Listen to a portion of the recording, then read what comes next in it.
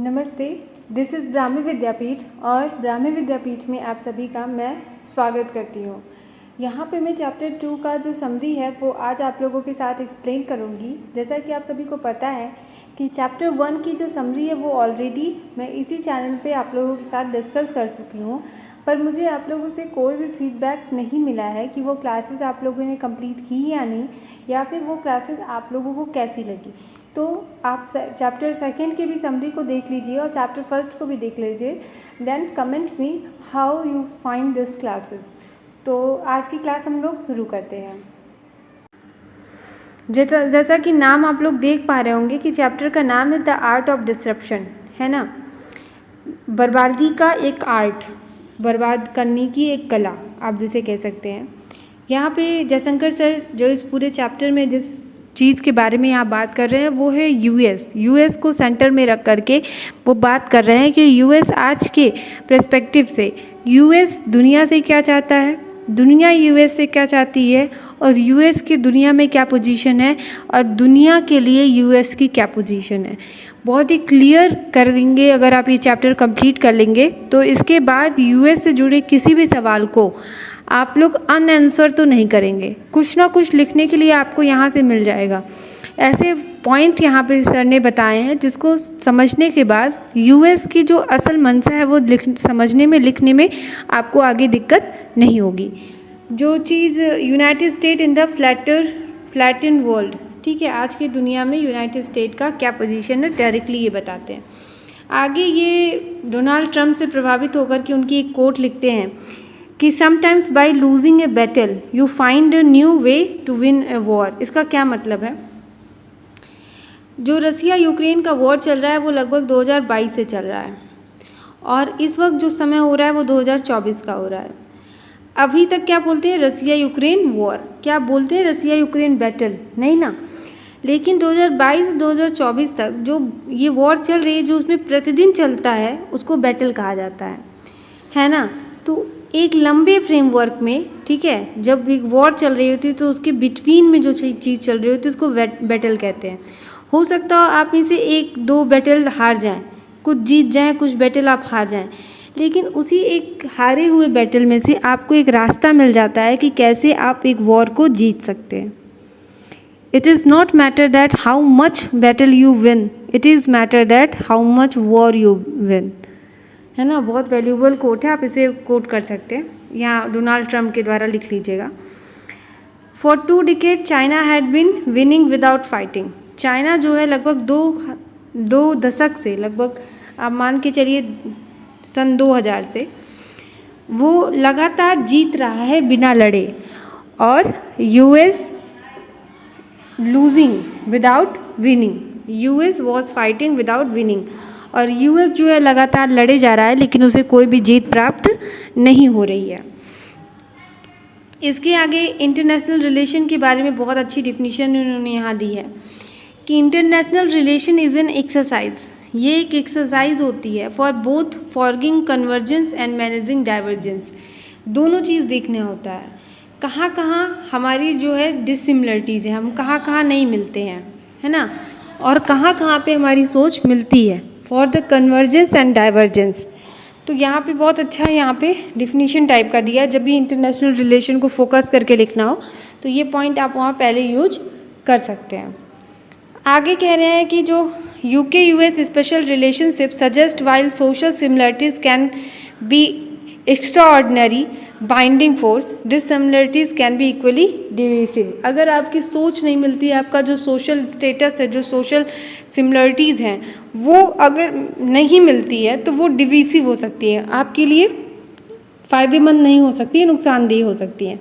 लेकिन वहीं पे अगर आप लोगों की जो है सोशल सिमिलरिटीज़ मिलती हैं तो उस स्थिति में वो आपके लिए एक एक्स्ट्रा ऑर्डिनरी सिचुएशन होता है।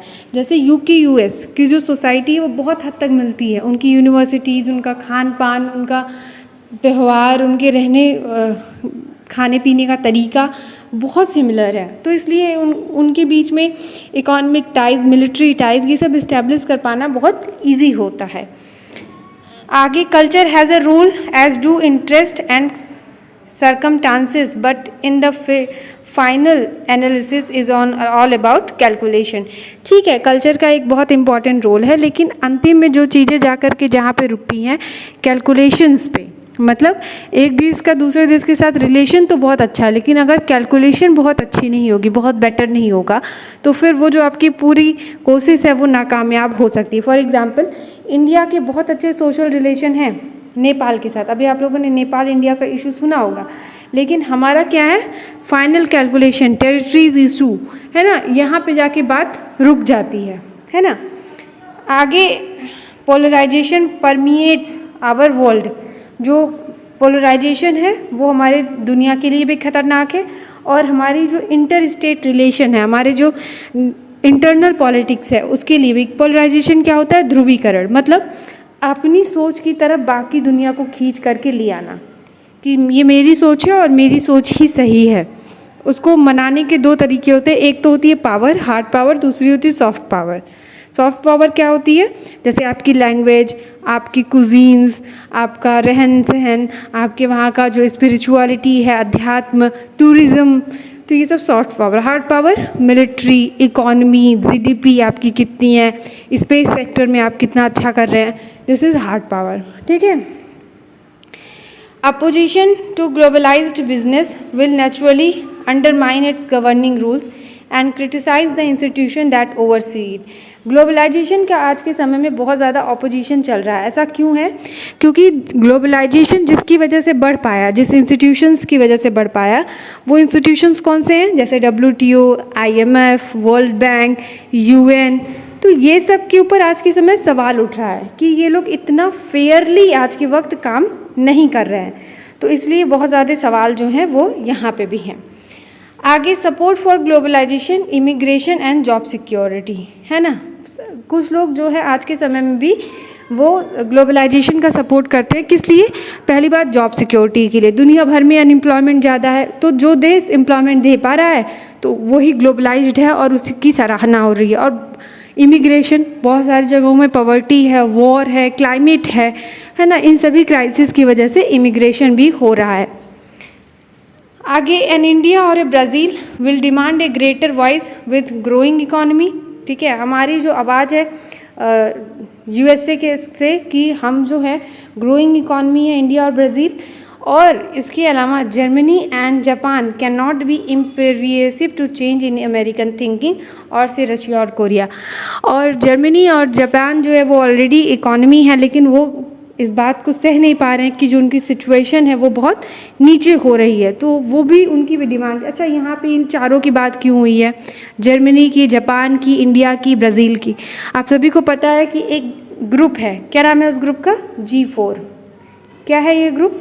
इस ग्रुप के अंदर में 4 देश आते हैं। सबसे पहले तो आपका इंडिया आता है, दूसरे नंबर पे जापान आता है, और तीसरे नंबर पे जर्मनी आता है, और चौथे नंबर पे ब्राज़ील आता है। ये चारों देश क्या डिमांड करते हैं? ये चारों देश जो है UN में परमानेंट सीट की डिमांड रखते हैं। इनको G4 देश कहते हैं। ठीक, आगे half of the 20 largest economy of the world are now non western now. ठीक है, जैसे मान लीजिए दुनिया की 20 ताकतवर इकोनॉमी की लिस्ट बनाइए, उसमें से 10 जो हैं वो नॉन वेस्टर्न है। नॉन वेस्टर्न मतलब, नॉन वेस्टर्न का मतलब होता है ऐसी इकोनॉमी जो कि अमेरिकन या यूरोप से बिलोंग नहीं करती है, अमेरिकन कंटिनेंट और यूरोप से बिलोंग नहीं करती हैं। तो उसमें से 10 इकोनॉमी तो नॉन वेस्टर्न है। तो जब ज़्यादा से ज़्यादा देश धनी होंगे, अमीर होंगे, ताकतवर होंगे, तो जाहिर सी बात है जो उनकी आवाज़ होगी, जो उनकी मांग होगी, वो भी बढ़ेगी। बहुत इम्पॉर्टेंट पॉइंट है, इसको नोट कर लीजिएगा। The US differ with much of the western world, specially Europe, on issue like climate change, है ना। US का जो एक रुझान है, जो एक इक्वलिटी है, माइंडसेट है, वो कहीं ना कहीं अनइक्वल होता है यूरोप से जब क्लाइमेट चेंज की बात आती है।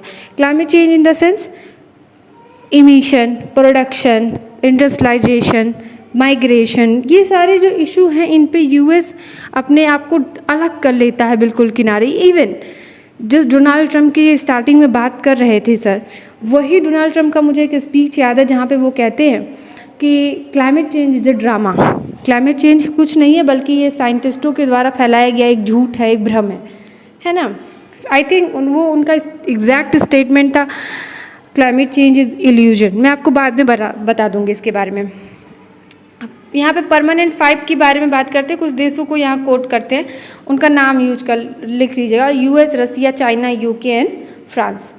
The country that fares the best is the one which has least problem with its peer group. ठीक है, एक जो देश है, फेयर्स मतलब ट्रेड करना, ठीक है, लेन देन करना, जो जितना अच्छा लेन देन कर लेगा उसको उसके पड़ोसियों के साथ, उसके पीयर ग्रुप के साथ, उसके जो अलाइज हैं उनके साथ कम से कम प्रॉब्लम देखने को मिलेगी, और यूएसए यही करता है। ये आगे जो स्टेटमेंट है वो बहुत इंपॉर्टेंट है। वो कहते हैं कि in this world of all against all, ये पॉइंट बहुत इंपॉर्टेंट है, ऑल अगेंस्ट ऑल। आज का जो समय है, आज के का जो समय चल रहा है वो है ऑल अगेंस्ट ऑल का। आज के समय में कोई भी ये नहीं कह सकता मैं आपका हित चाहता हूँ या मैं आप इनका हित नहीं चाहता हूँ। आज के समय में ऑल अगेंस्ट ऑल की सिचुएशन है, इन द सेंस हम सब एक दूसरे के विरोध में हैं। वो हमारी कुछ ज़रूरतें होती हैं जो हमें एक दूसरे की एलाई बनाती हैं, हम एक दूसरे के साथ पार्टनरशिप में आते हैं, फ्री ट्रेड करते हैं। अदरवाइज़ हमारी जो सिचुएशन हो चुकी है वो ऑल अगेंस्ट ऑल की हो चुकी है ना। India goal should be to move closer towards the strategic sweet spot. और इस समय में जब सब कोई एक दूसरे के विरोधी हो गया है तो हमारा क्या मानना होना चाहिए, हमारा क्या एक स्ट्रैटेजी होना चाहिए कि स्वीट स्पॉट मतलब जो हमारे एकदम धुर जो सहयोगी रहे हैं, है ना, पुराने, उनके साथ अपने रिलेशन को अच्छा बना करके रखना है। ठीक है, टाइगर इकॉनमी, यहाँ पे ईस्ट एशिया को टाइगर इकॉनमी से ये डिनोट करते हैं। तो ये तो चैप्टर 2 कंप्लीट हो गया, यहाँ पे चैप्टर 2 आप लोग का कंप्लीट होता है। चैप्टर 1 मैं ऑलरेडी कंप्लीट कर चुकी हूँ इसी चैनल पे, और चैप्टर 3 की जो तैयारी है वो मैं कर चुकी हूँ।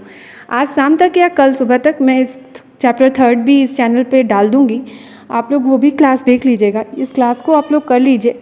अगर आपको पॉइंट जो मैंने बताए हैं इसमें से अगर आप खुद से बुक पढ़ेंगे तो भी मैं आपको प्रॉमिस करके बताती हूँ कोई भी एक्स्ट्रा पॉइंट नहीं मिलने वाले। जो भी इम्पॉर्टेंट पॉइंट था, द बेस्ट पॉइंट आप कह सकते हैं, वो सब मैंने इस नोट्स में कवर कर दिया आपके लिए। मैंने खुद हैंड रिटन तरीके से इसे नोट्स बनाया, खुद पढ़ा है, खुद आप लोगों के लिए नोट्स बनाई है। बहुत ही वैल्यूबल आप लोगों के लिए रहने वाला है। आप लोग चाहते हैं तो इसका नोट्स बना लीजिए, स्क्रीनशॉट रख लीजिए, कुछ भी करिए, पर इसका यूज ज़रूर करिएगा। GS 2 में, ऑप्शनल में, एसए में, किसी भी पेपर में जहाँ पे भी ज़रूरत पड़ती है। कुछ पॉइंट तो इकोनॉमी के भी पेपर में यूज हो सकता है, पर यूज करिएगा, मेरा मानना बस ये है। और अगर आप लोगों को इसकी PDF चाहिए या हैंड रिटन नोट्स चाहिए तो आपको नीचे कॉन्टैक्ट नंबर दे दिए जा रहे हैं, आप उस पर कॉन्टैक्ट करके उसे प्राप्त कर सकते हैं। तो आप सभी का इस क्लास में प्रेजेंट रहने के लिए धन्यवाद। ये क्लास यहीं पे कंप्लीट होती है। अब हम लोग मिलेंगे अगली क्लास में जिसमें चैप्टर 3 की समरी कवर करेंगे। तो आप सभी को नमस्कार, धन्यवाद।